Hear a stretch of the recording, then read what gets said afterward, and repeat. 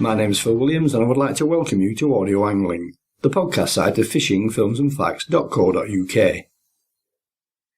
Back in 2004, arrangements were made for me to drive up to Loch Alleen on the Sound of Mull to produce an article for Boat Fishing Monthly magazine aboard Ian Burrett's boat on New Marks, looking at the fantastic common skate fishing he was providing at the time for his customers up there. Normally based down on Luce Bay, Ian would rent an old farmhouse at the Ardtornish estate, which he used as a base for both himself and his clients for a month or so each spring to target these huge fish in the deep waters outside the shelter of the loch. The suggestion was that I should try to time my trip with a visit by a party known as the Essex Boys, who regularly took two of the boats out for a few days during April of each year. In particular, Dave Hawkswood and Paul Maris, who had a track record with big fish both here in the UK and abroad, which, as we shall see on both counts spread across two separate recordings, is second to none. For this particular interview, we're going to concentrate on home water fishing, where over the years that followed, both at Loch Alleen and at Luce Bay, myself and the Essex Boys teamed up on several occasions and saw some incredible catches of fish. One day in particular saw Paul, who's linking up here with me today, stuck into a consecutive series of big common skate that would total up to more than 4.5 hours of backbreaking work, representing the biggest one-man one-day catch in the history of Scottish common skate fishing. Now I know that this particular day fishing with Ian, despite the quality and sheer volume of fish caught, is far from an isolated red-letter day occurrence, both out of Loch Alleen and further south on Ian's regular home territory around the Mull of Galloway and Luce Bay. So perhaps we should go right back to the very beginning of all this with your introduction to Ian and the taupe fishing, which would ultimately lead to the invite to join him for the big common skate day that we're going to talk about a little later on. Yes, regarding Ian Burrett, it started back, it must have been in the mid-90s. I was reading one of the angling magazines that we was buying at the time, which was Sea Angler, and there was a guy from, I think he was from Yorkshire area, did a feature in the magazine, 2 or 3 page feature, and he'd done a trip up Scotland, a place called Luce Bay, which I had never heard of, and they'd had an exceptional catch of tope. Did a good story about it, looked very interesting. It was a fish that we have had catches of off the Essex coast, but not in numbers, but it interested me. And I thought, well, I've never fished up Scotland. It was just an area, and I thought, well, it's worth a try. So I contacted a friend of mine named David Hawkswood, who I fish with quite regular, and asked him if he fancied it, and he said, yeah. All he said to me was, book it. So I did no more. At the bottom of the page after he'd done his feature, there was a contact number and what have you. So I phoned up Ian Burrett.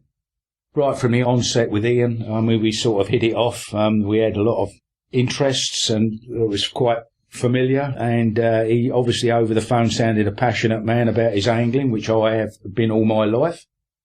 Anyway, we had a chat about it and I asked him the normal questions, prime times and what type of fishing was on offer and what have you.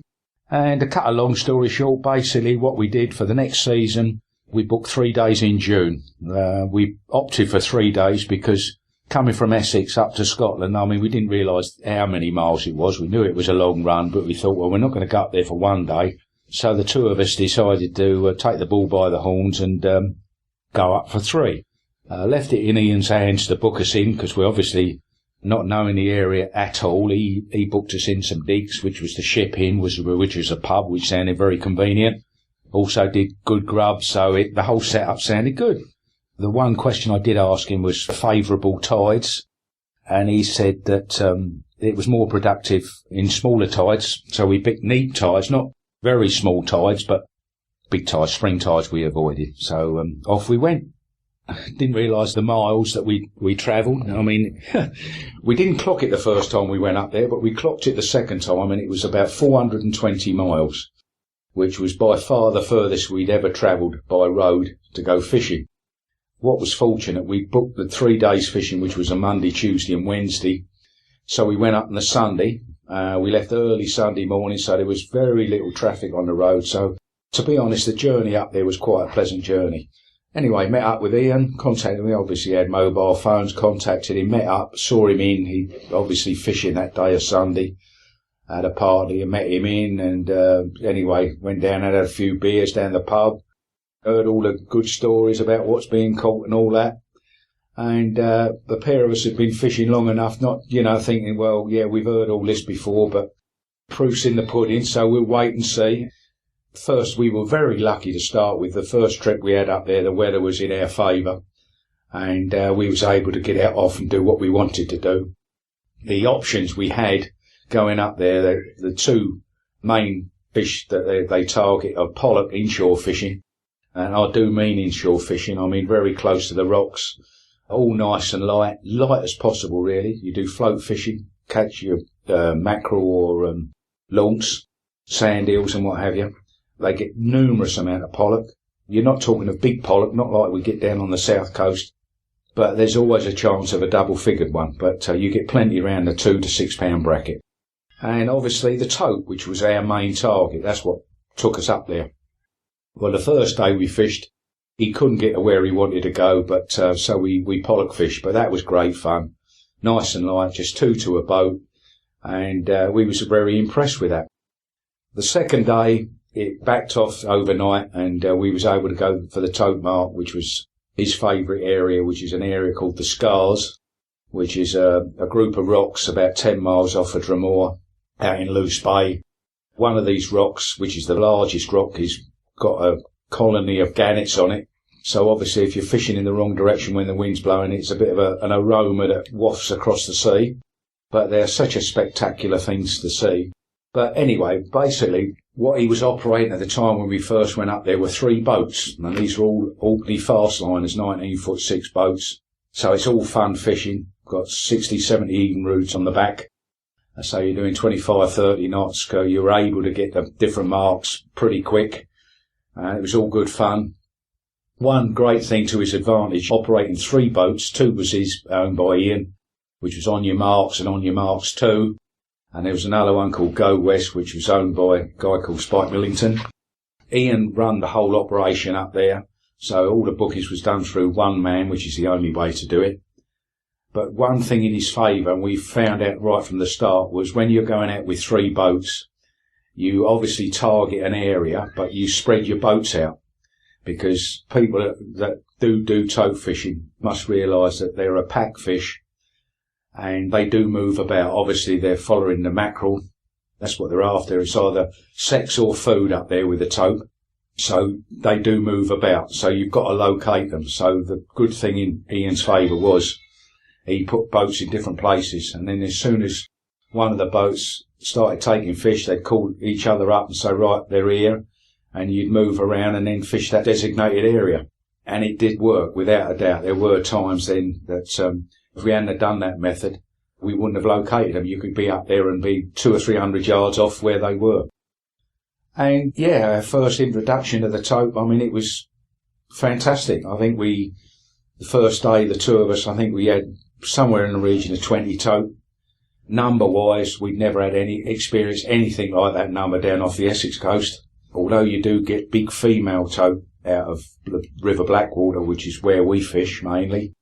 Never had numbers of tope like that.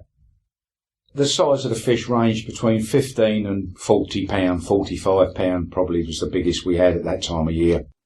You don't get the big females that time of the year. We was going up in May and June. Most of the fish that we were catching there were male fish. They get a run of female fish later in the year, sort of September, October, but you don't get the numbers then. But there's always a chance of picking a big one up then. But we went up there really just for the fun of it and for the numbers. And as I said, the first day we had out there, we had must be 20 fish. It was a learning experience, basically. We went up there with up-tide rods and usual gear that we fished off the Essex coast. But basically, the more we went up there, the lighter we got. I mean, we was going down as really silly stuff in the end. I mean, we was using rods that, well, we used to call them knuckle dusters, basically. I mean, they would be bent double. But it was all fun. That's what I loved about it. It was all fun. We picked small tides. We avoided the big tides, so it was really light fishing. I mean, sometimes you was fishing with 1 ounce of lead, dropping back, fishing really light, and basically it was all sport. I mean, some of the times when they were really on song, we was getting, like, sometimes we had like 4 rods on the go, and sometimes 3 or 4 of the rods all went off at the same time. and it was just manic. I mean, it was nip one, pearl two, really. I mean, he was all round the boat, and it was just a laugh. I mean, the laughs we had. You lost a lot of fish, but that didn't matter because they were there in numbers when they was really on song, and so you might have caught 20 on the day, but you probably had 30, 40, maybe 50 fish on during the course of the day. And this period, it wasn't over the whole day. You might get an hour, and it was just absolutely manic. They'd switch on like a tap and they would disappear.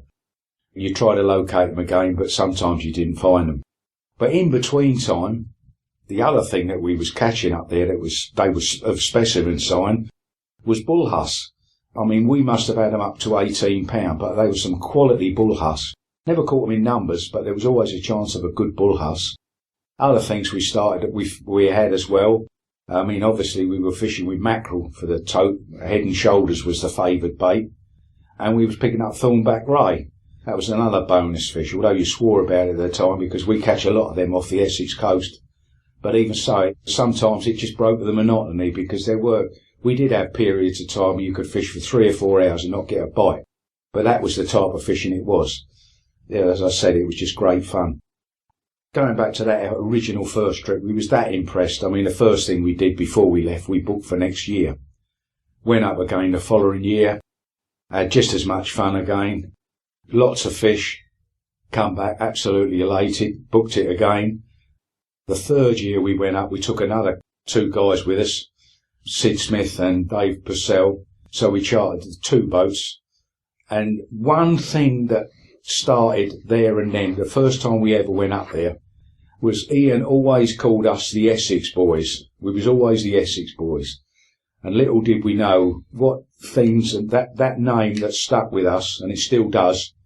Well, what we've done with that name, with our escapades over the years with fishing, not only in this country but abroad, but I'll go into that later. But yeah, the Essex Boys did make their mark in angling over the years. Anyway, going back to the tote fishing, the 4 of us went up the following year, and the other 2, they just loved it. And as I said, we was going lighter and lighter and lighter with the fishing. And it was just a rapport we went up there. I mean, we just loved the place. The hospitality up there was great. Where we stayed was good. Food was good. Inexpensive. Although it was a drag, as I said, it was just worth it. It was another place. We even took, at the time, well, we still are, we were all members of Tately Sea Anglers, and we took the whole club up there one year. I think we had 4 boats they used. They brought another one in. It was just fun fishing. One of the big advantages, obviously, these boats they were using, they were launching off the shore. The location, being it's at the tip of a peninsula, whichever way the wind blew, Ian had sort of 4 main launching sites. He had East Tarbert, Port Logan. These 2 really were on the west coast, more or less in the Irish Sea.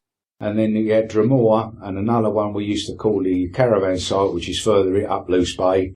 So whichever way the wind blew, there was sheltered water that he could launch his boat. And as I said, when there was really bad weather, if it blew from the west or blew from the east, you could get some sheltered fishing. But obviously the marks you wanted to fish were out in Loose Bay to the Scars.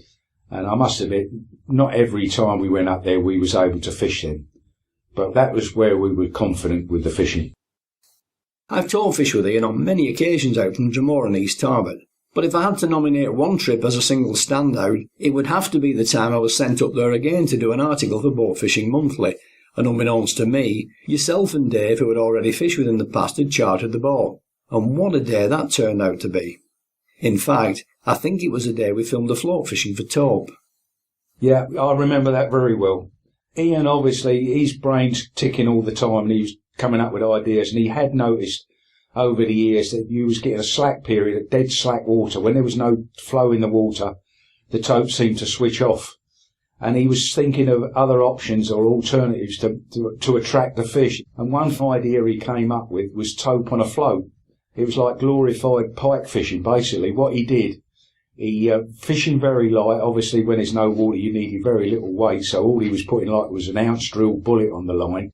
And basically, he plumbed the depth. He just dropped down till he hit the bottom. And then basically what he was doing, he was reeling up shortening it by about 6 or 7 foot, putting a float on, and then just letting it drift back very slowly. Obviously, there was very little tide, but trying, or even casting it out a little way. And basically what he was doing, he was suspending a head and shoulders of a mackerel about 6 to 8 foot off the bottom, but it was gradually drifting with the tide, what little tide there was. And straight away, he was getting takes, whereas the static baits was getting no interest at all. I mean, we're not talking about lots of numbers, but in slack water, he was getting an extra 2 or 3 tope, whereas you would be getting none. So he sort of developed it, and it did work. And as you said, you come up there to do a feature on it. And this particular day, because we always went up there for 3 days, and that's those 3 days. The weather was absolutely perfect, and they were on fire. I mean, as you said, I don't know how many we had that day. I know there's a bit on one of the film where Dave and rods are flying about all over the place. Ian's got hold of a rod. We're probably fighting 3 fish. He's nicked 1, pearled 2. And I think at the time I turned around to the camera and said, I hope you're not recording this, because it was absolute manic. But that was all part and parcel of the fun. I mean, we did have days. I can remember one day when I was saying that he located these fish. One of the boats found one, and we'd all moved and fished that area. And this particular day, there was 6 anglers. There was 3 boats, 6 anglers. And up until about 2 o'clock, none of us had caught anything. Nothing. Absolutely nothing. Ian was pulling his hair out. I can't believe it. So I know they're here. And it was just like someone had switched the tap on. And in 2 hours, the 3 boats had 92 tope. And it's not so much what we had. I mean, we lost at least more than what we actually caught. How big this shoal of tope were, it must have been massive. But we probably had on and fought 200 tope in that short period of time. And that's the sort of fishing it was. It was absolutely electrifying when it was on song. But as I said, we were lucky. We fished the prime tides at the prime time. And it did work when the weather was right. But I must admit, you only remember the good days and you forget the bad ones. I mean, we did have days we just couldn't locate them, couldn't find them. But that's fishing. You took them. I think you need a few bad days because it brings you down to earth. And then when you do get a good one, I think you appreciate more.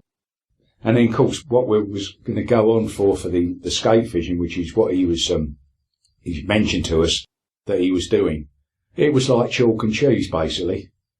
And it was as a result of those early tote fishing trips that you ultimately got the invite from Ian to go up to Loch Aline to fish for the skate. Because at first it wasn't common knowledge that he was doing these trips, and he was tending to handpick his clients. No, that's right.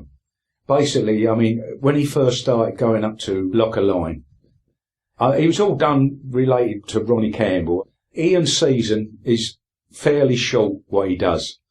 And he was thinking of something to do through the winter months because, there's very little work. It's a very isolated place, and there was nothing to sort of stand him over the winter period. So he wanted something to bring some money in, and we come up with this idea of towing 2 boats up to Loch Aline and trying out this skate fishing. And he'd been up there a few times, well, just to try it all out, really. It was all on trial and error, really, just to suss it all out and look into it and find out what was available, accommodation and everything. And he'd done it a couple of years, but basically all he did, he went up there with him and Spike, and he just invited a few of his regular customers, and that's all it was, really. He didn't advertise it or anything like that. Just invited a few of his regulars to go up and give it a try. And it proved successful. And obviously, the more he went up there, the more he learnt about it. And with Ian, he's passionate about what he does, and he does do it in depth, and he's as good as he gets. Over the years, I've been out with a lot of charter skippers, and I know Ian only runs small boats, but he's so knowledgeable. He's top man. There's no 2 ways about it. And it has proved successful with the skate. Anyway, he mentioned it to us, and obviously we was becoming the regulars with him, and he said, would we like to give it a try and go up there and, give us all the information and what have you. Anyway, we was all 4 of us were up there at the time, and we was all quite keen to do it. You've got to bear in mind that all 4 of us had never ever caught a fish of anything near to £100 or over. None of us. I think at the time, I'd caught the biggest one in the UK at the time between the 4 of us, and that was a £90 conger eel. but it was probably like 40 and 50 pound eels that we'd had between us. It was the biggest fish we'd ever seen. So we all went up there. I had an idea what to use. I mean, he said basically, he told us, he said, really, all you need is your congering gear. Just sort of primed us and told us what was best. And I said, well, we've never done it. What would you suggest? And he said, well, first and foremost, you're going to be fishing deep water. Conditions are going to be much different. Like all scape fishing, it's a waiting game. It's very hit and miss. But it's going to be a lot heavier. You're going to want conger gear, heavy gear. So nothing like we're experiencing in Loose Bay. Anyway, we booked it. We booked small tides because when he told us the sort of depths we were going to fish, it sounded quite frightening because he said it's going to be a minimum of 400 feet. So we went up there. I think we went up there in early April, I believe it was the first time we went up there. Now, we thought Dromore was a long way to go, which was 400 odd miles. Well, from Essex to Loch Line, it's near enough 550 miles. So it was a trek. I must admit, it was a long way. But once you get from Loch Lomond, the further north you go, the scenery is absolutely spectacular. I mean, that's what took our breath away. Where we live in Essex, I mean, it's flat. But up there, it's spectacular. You've got pine forest, mountains, hills, and, it was. I mean, we were just taking picture after picture after picture. And that broke the monotony of the distance we were travelling, really. You go by Glencoe, where you see the ski lifts and all that, and they're skiing up there. There's snow on the top of the mountains. You go up as far as Onick. You get a ferry across from Onick. You go across, and then you drop down towards Mull, that direction. And it just gets better and better. Lochs, and I mean, we've never seen the scenery like it. So it was spectacular. Basically, what we did, we arranged to meet Ian at Loch Line, at the little jetty there where he launched from, because we didn't know where we were staying. So contacted him by phone, met him when he came in with his group of guys. We followed him to the accommodation where we were staying, which is a place called Adornish, which was an estate, and you had to see it to believe it. It was fantastic. It was idyllic. It really was. It was paradise as far as we was concerned. Apart from the cold weather, the setting was fantastic. I mean, it was never early starts for us. We weren't going out till about 8:30, 9 o'clock. But you'd get up, say, at 7, and you'd look out the bedroom window, and there were deer in the garden, right by the where you were staying. And that was what it was like. I mean, we saw golden eagles, sea eagles, peregrine falcons, pine martins, all sorts of stuff. Unbelievable. So it was breathtaking. So the first impressions were amazing. It really was. But the thing we did notice was how cold it was. It was freezing. Absolutely freezing. I mean, what we experienced the times we went up there, it was extreme fishing. I mean, you're open to all the elements. It probably gets the coldest and the worst weather out of all of it. I mean, it's all coming from the Atlantic. There's no respite. I mean, when you've got bad weather up there, you've got bad weather. And during the course of the years that we went up there, I think we was confronted with all of it. We had snow, sleet, everything. You needed your flasks, not so much to drink. You needed to hold the mug as a hand warmer. It was that cold. But as I said, going back to the four of us, none of us had had a big fish, if anything, like we was going to experience. And the first day out, Dave and I fished with Ian, and Sid and the other Dave, they fished with Spike. And we'd been fishing a couple of hours, and typical skate fishing. 14-0 hooks. I mean, we was heavy gear, really heavy gear. I mean, the setup was, flowing traces, 50-pound braid, 50-pound class rods and reels, 2-speed reels, harnessed up. The first time we fished up here, we were fishing approximately 500 feet of water, and that is deep. And basically, so you've got to bear in mind that when you do get a fish on, it's straight down, so it's all back breaking. I'd defy anybody to fish without a harness and a butt pad, because you can't do it. Your body wouldn't stand up to it. And the important bit with the tackle is the terminal tackle. We never fished any heavier than 2 pound of lead when we were up there, but we only fished the small tides. I mean, if you get it right, I mean, basically the skate there, the big skate, which is the ones we were after, the female ones, I'll go into that later, but the prime time is slack water. So if you do get the right tide, which is a very slack tide, you can, if you're lucky enough, get them to feed right the way through the tide, but that is very rare. Normally, you get like a 2-hour period on and off, so Ian would say, if you're lucky, you might get 2 periods in the course of a day that you're going to stand a good chance. So the other hours you're just sitting there doing nothing.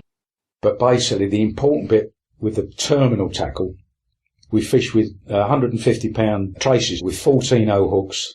You needed long traces, basically, because we were fishing with braid. We was using 8-foot traces, basically, because the tails of a skate is covered in thorns or spikes. So, I mean, anything that's going to touch braid would pop it. So you need a trace longer than the actual size of your fish. So hopefully you're going to, while you're fighting the fish, you're going to keep your braid away from the fish. So we was using long traces between 8 and 10 foot and big baits. Baits we were using were like 4-pound coalfish, 2 or 3 mackerel.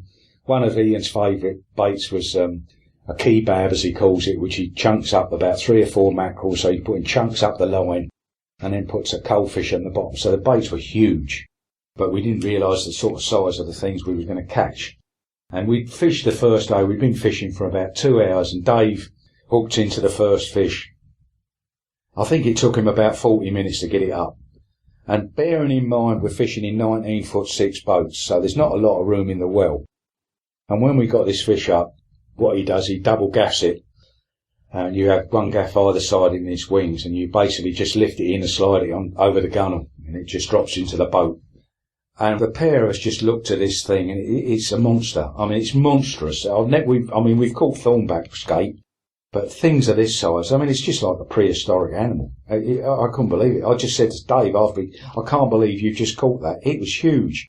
I mean, to give you a guideline, we're talking of fish that's got sort of a 5'6" to 6 foot wingspan, and it's 7'6" to 8 foot long. So it literally filled the well of the boat up. We obviously took photographs of it. Ian measured it, because with skate, they obviously don't kill any of these things. They're as far as we're concerned, they're a protected species. They've got a good idea now. They've got this chart, so you measure the length against the wingspan, and you go down, and it gives you a guideline, and it's fairly accurate to what the fish weighs. So basically, you measure it, take your photograph, and then you put them back, and it doesn't do them any harm gaffing or anything like that. To prove the point, we have caught the same fish twice in one day, so it certainly doesn't upset them in any way. And so Dave caught the first one, which was 159 pound, and it was amazing. And during those 3 days, the 4 of us all had fish over 150 pound. And later, which I'll talk about shortly, we didn't realise what records we were going to set in the forthcoming year, so we went up there. But we was all over the moon. I think we caught somewhere between us over 3 days, we caught 12 common skate, and I think 10 of them was over the magical 100 pound mark. Basically, you get obviously males and females, and all the females, I would say 99% of the fish you catch over 150 pound are going to be females. They're the big ones. But the males, for sport, by far and away, they've got attitude. They don't give up. They fight. They really do. I mean, if you're fortunate enough to hook and catch a 120 pound male, you'll get much more of a fight out of one of them than you do, which is with a female, which is more of a dogged fight. I mean, they are just sheer weight. And the problem we found when we first went up there using 50 pound braid is lifting them off the bottom, because it's just like a suction. And I mean, there were times there, I remember one day, I think it was the second year we went up, Dave had a skate on, and he never ever got it off the bottom. He just we couldn't lift it off the bottom. And I'm talking about a guy that's a strong guy, and he was lent into this fish for a solid hour, giving it as much pressure as he could, never got it off the bottom. So what we did, Ian sent away and got some commercial braid, and from about 2 years onwards, we was using 80 pound commercial braid, which sounds a bit crude, but to be honest, you need it to get these fish off the bottom. And it did, having that little bit more leverage, certainly give you that advantage, because other than that, you was just sitting there and going nowhere. These big females, we found the average fight of them was about from 20 minutes to an hour and a half, depending on maybe tide. And sometimes, I mean, some of them did have a bit of attitude, and they, you get them 2/3 of the way up and they go all the way down the bottom, because that's one thing with these skate. You've got to have your clutch set right.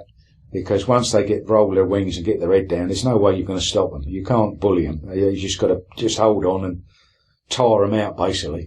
I mean, something's got to give in the end. Yeah. And it's the weakest link, and probably more often than not, the weakest link's the angler. Because, as I said, it is backbreaking. You do go through the pain barrier. So how exactly did you work things between yourself and Dave? Because I know he doesn't like to feel left out of things, on top of which he'd also just had a triple heart bypass. Yes, that's right. When we first went up there, we each took an individual rod. We had one rod apiece. Even with tote fishing, Ian's got his own rods, and he'll put out one or two rods. So more often than not, when we first went up there, we had 4 rods out, 2 of which was ours and 2 were Ian's. And basically, the understanding we had with the rods, if there was a take on our own individual rod, we'd take it.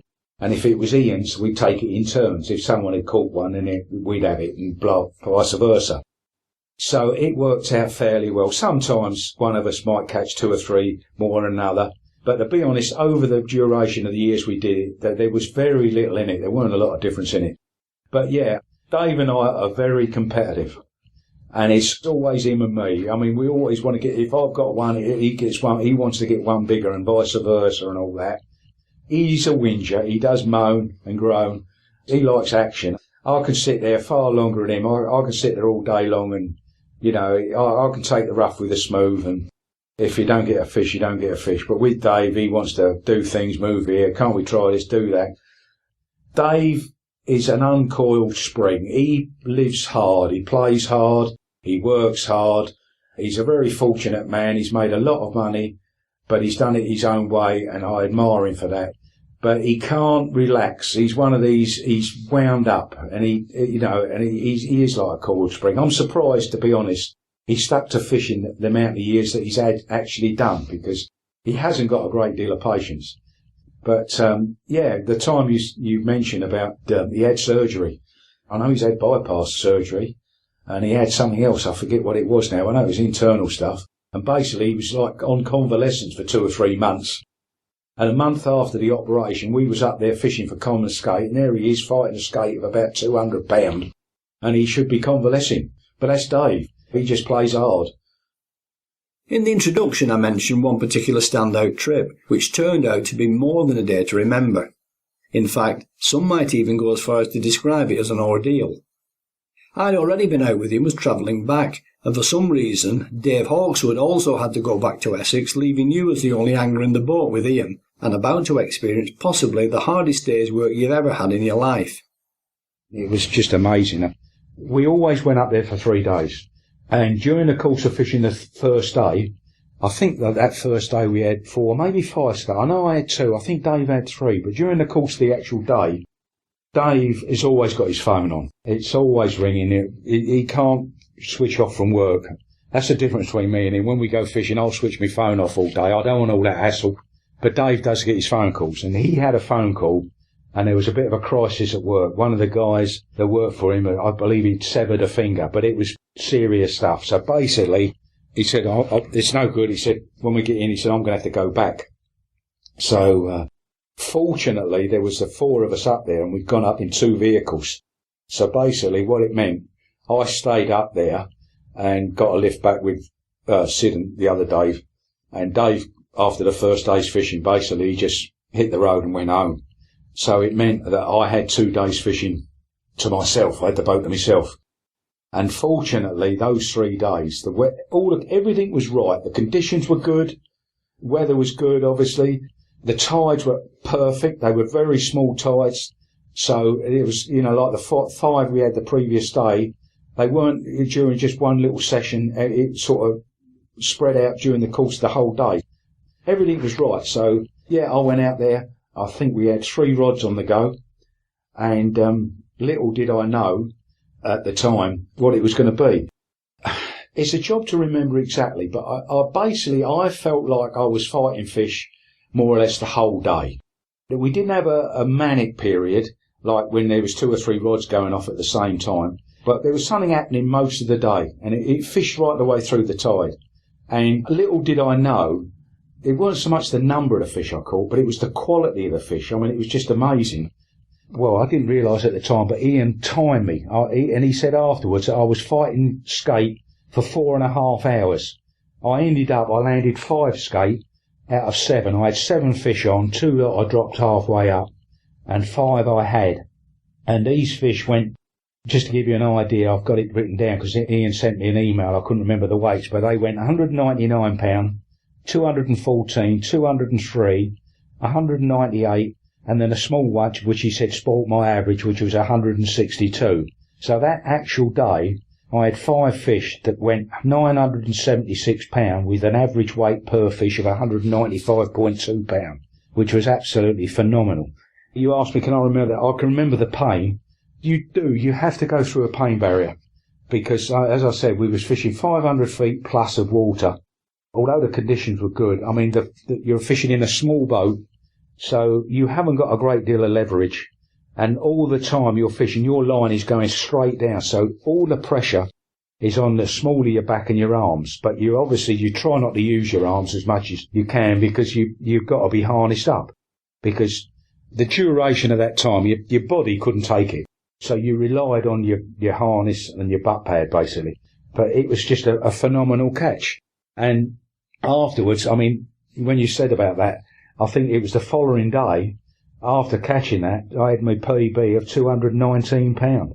I believe I had 9 fish in 3 days, and the average weight was 190 pound for the 9 fish, which was absolutely amazing. And the other thing which made our trips up there, I think we did 6 years back to back up there, and I've got this written down. What Ian sent me this email, and he basically said, my records, I go back to 2002. You certainly all achieved the £150 plus in 2002, 2003, 2004, 2005 and 2006. So, as I said, our record, well, I don't know if it'll ever be equalled. As far as he was concerned, it was the Essex Boys, and that name stuck basically with us. We was always called the Essex Boys. And, yeah, as you said, it was a trip I'll never forget. And I think Dave, I had the pleasure of phoning him up that night and telling him what I caught, which didn't go. I can't repeat what he said to me, but you can imagine what it was like. Yeah, no, he was pleased for me without a doubt, and I've got photographs to prove it. But that was, I mean, this is about my fishing. I mean, later on I'll go all the years I've done it, but to me now, it's all about memories and achievements, and without doubt, those 3 days, especially that one day, was up there with the best of them. I should never forget that as long as I live. Now, the term Essex Boys refers to the group, but within that group, you also had your own pet name of Golden Balls. Well, yeah, I was given the name Golden Balls well before David Beckham. It started off with my sea angling club. I don't know, I fish hard, I'm very competitive when I'm fishing. I've never been a match angler, but if I'm in a competition, the way I look at it, I'm in it to win it, so I will do my utmost. And I have won a lot over the years, and I did acquire this name by a few of the club members, Golden Balls, because there were times when I was fishing a competition, it come to the last 10 minutes, and then I'd get a bite, and not only was it the best fish of the day, it won me a trophy or whatever. So I was given Golden Balls, and Ian found out about this, and about the second year we was up there fishing for the common skate, it was my turn to, David caught a fish on, I think, on his rod, and Ian had a take on one of his rods, so he said, here, Paul, you take it. And I did. And the rod he handed me, I just fell in love with. It was absolutely perfect. It was I was so impressed with it. And I just happened to say to him, I said, what a fabulous rod. And he said, yeah, he said, I've got a guy up here. He said, make some for me. He said, I told him what I want, explained it to him. And he said, he's made me a couple of these from blanks. And he said, they're beautiful. And I said, cool, I'd love a rod like that. He said, well, if you're interested, I could get one made for you. Well, to cut a long story short, there was 4 of us up there, and 3 of us decided we'd like a rod made to order. I think at the time they were £150. So Ian said, well, you know, take the time. I said, well, we're not going to need until we come up there again next year. So basically, we went up there the following year, and the first thing he did when we met up with him, he presented us with these 3 rods. One for Sid, one for me, and one for Dave Hawkswood. Yeah, they opened them up, and Dave we didn't know it at the time, because he said when he handed me, so we personalised for him. And Dave opened his up, and he'd got Dave Hawkswood on his rod. Sid opened his one up, which was quite funny, really, because Ian had got the name wrong. He'd given Sid his Christian name, but he put Purcell as a surname, which was the other Dave's name, so he got his name wrong, but never mind. Sid's forgiven him for that. But when I come to open mine up, I've got on mine Paul, and in brackets Golden Balls Maris. So yeah, I'm still Essex boy, but I'm Golden Balls as well. So we've looked at the taupe and skate as potential big fish targets, but there is one other big growing species which I know you also have an obsession with and have invested a lot of time, effort and money into, that being the conger. Conger, yeah, without a doubt. It's one of my passions, I must admit. It's not everybody's favourite fish to catch, but really it starts conger fishing with me. I mean, my introduction to wreck fishing goes back to the mid-60s, late 60s. Where I live in Essex, all the fishing we were used to was a bit of whiting bashing and a bit of codding, water on the naze and stuff like that, but we had no wrecking experience at all.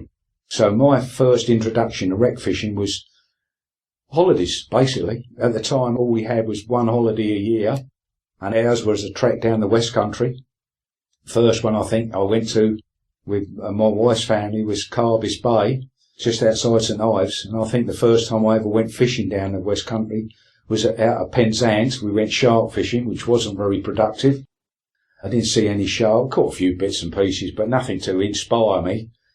But after that, I think the next time I went down, it was at Mevagissey, and then also we went and had a few holidays down Tor Bay, Paynton and Torquay. So obviously the place I went to and fell in love with was Brixham and Mevagissey. And back then, not knowing really what history was going to be made by these boats that I fished out of, the three I can remember was our Unity out of Brixham, and the two out of Mevagissey was Karen Jane, skippered by Colin Williams, and a boat called Eileen, skippered by Bernard Hunkin. And the trips I had out with those three, I mean, I'll be honest with you, I only went out once on our Unity, but the trips I had out with Colin Williams and Bernard Hunkin, it was phenomenal. I mean, it was, well, I've never experienced anything like it. You've got to bear in mind, going down on holiday in one car, and there was like 5 of us, didn't take any fishing tackle, so it was hiring tackle. Well, going back in the 60s, the tackle that was available was awful, really, to be honest. It was crude. Rods were heavy, solid fiberglass or even steel. Big reels, gearing was awful. Everything. I mean, it was so crude. And the wrecks then was absolutely full of fish. I mean, it was the old recognised thing then. You had to get through the ling and pollock and cod and stuff to get to the conger. So you didn't really, I mean, you was catching more ling than anything else. But once the conger came on, I mean, all I can remember was having these fish on. It was nearly ripping your arms off. And you was getting smashed up. I've had rods break. I've had reels shatter. All sorts of stuff. I mean, these to me was like monsters from the deep. So this really was my initiation with conger. I mean, I think at the time when I started doing it, I think the record at the time was about 88 to 90 pound conger. So 100 pound conger wasn't, was a dream really, but it had never been caught. I remember coming in there one day at Brixham because along the quayside there were all these little kiosks that used to be advertising all the fishing and trips and photographs, and you see the photographs of these sort of 60, 70 pound eels. And to me, those monsters, basically. All I wanted to do was to catch one, really. But as I said, all it was for me was the odd one day or maybe 2 days once a year. But that was my initiation to wreck fishing.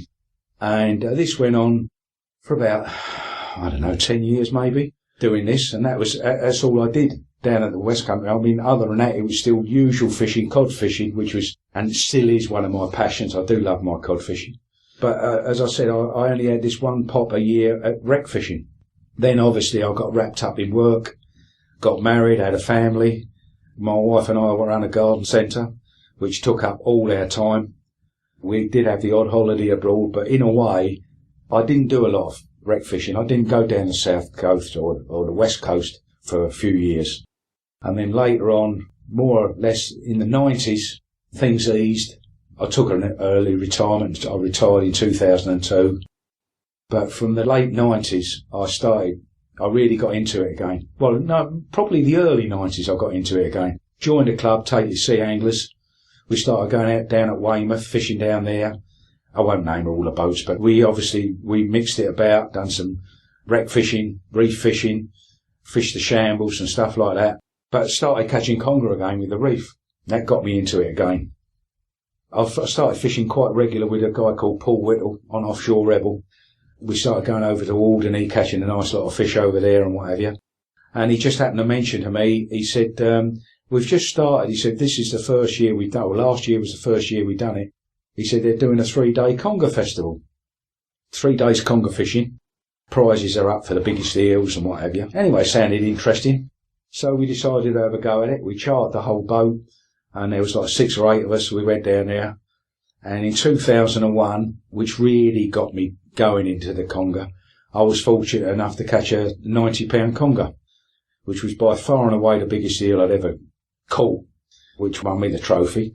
And since then, to be honest, I've really gone, well, I mean, the holy grail to us conger anglers is a 100-pound conger. I mean, since then, I mean, back in the 90s, there was a lot of big 100-pound congers caught down at Plymouth, which was the Mecca. Also, it was the base for the British Conger Club, which I've been a member for a number of years now. So I got more involved in it, started to fish their competitions, and it's gone from there. It's gone from strength to strength.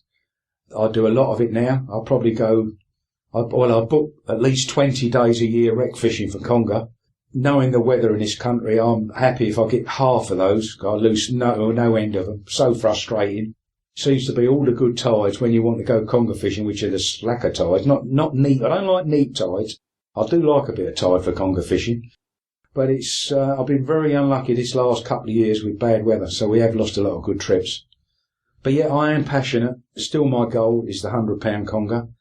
My best to date, I had a 91-pound 14-ounce conger down at Plymouth about 4 years ago on Size Matters with Graham Hanniford, which is another famous charter skipper. I was very lucky. The year before last, I won a major chartered boat association. They have a conger championship, and there's a £1,000 prize for the biggest eel, and I was fortunate to win that with an 81-pound 6-ounce conger. So yeah, I've done the halcyon days with these boats with, well, the decks were awash with fish as they were back then, which nowadays it's barbaric. There's no two ways about that. But at the time, it was the in thing. I mean, there was such an abundance of fish down there. No one seemed to worry about quotas and things like that. It was unheard of. There was just an abundance of fish. You just caught the fish. It was perks for the skipper and what have you. Personally, I've never been a fillet hunter. What I do now, basically, I target my fish. Things have improved. I mean, I've fished now for 51 years. And one of the big things I've noticed now is the improvements in tackle. Rods and reels now are superb. There's no two ways. I wish I'd have had that sort of tackle back in the 60s and 70s. I really do.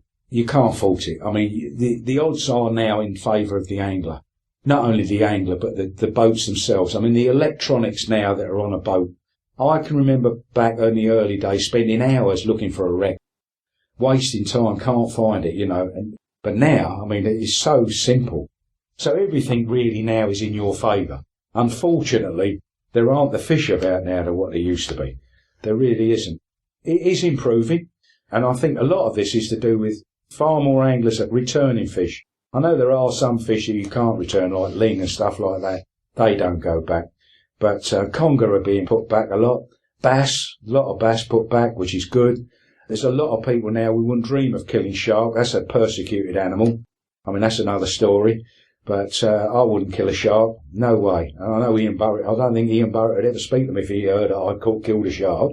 Tote go back. There are records now being broken, but will never be claimed because people, and I admire them for it, don't want to kill the fish just to have their name in a record book. I wouldn't want to do it. Any other large fish on the radar, such as specifically targeting, say, big sharks? Well, I've got another side to my coin, really. I do and still do and have done a lot of fishing abroad, which we will go into another time. So I've caught hundreds of sharks, lots of sharks. Not in the UK. I have had the odd shark in the UK, but more by luck than judgment. I haven't really targeted them as such. But yes, you're right. I mean, the last couple of years, there's been a shark explosion, really, off of west coast of Wales, what have you.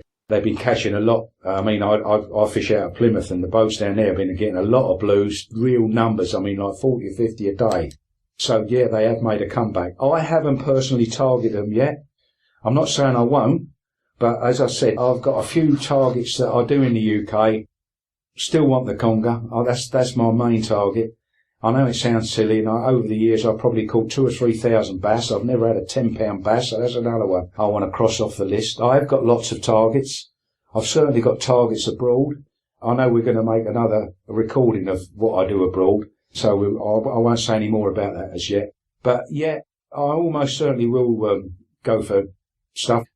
Now there's bluefin tuna showing off of Ireland and what have you. There are more sort of exotic fish being caught now. There is talk of a billfish being seen. So it wouldn't surprise me one day if there's a marlin caught or something like that. Broadbill maybe more than a marlin. They're out there. There's definitely out there. I mean, they are migrating fish. And I think the global warming, as they call it, I think the sea is getting warmer. Our winters, I mean, although it was exceptional last winter, our winters, we don't seem to get the harsh, extreme weather we get now. We seem to get more wet and windy weather now. So I think the water is warming up more. So there is chances of catching different types of fish. When I target a fish, I look into it in depth. And if I do it, I wouldn't be one sort of just phone up a skipper down in Wales and say, oh, I'll have a day's fishing down there. If I do it, I'm going to do it properly. I will look into it, pick the seasons, pick the tides, and I will target that fish maybe for at least a year. And I won't just go down there once. I will hit it and do it properly. And not on the off chance of, going down there once and hopefully catch one. I don't look at it like that. I like to edge me bets. I keep tabs. I mean, I read all the angling mags. I go on the internet, Facebook and stuff like that, forums and what have you.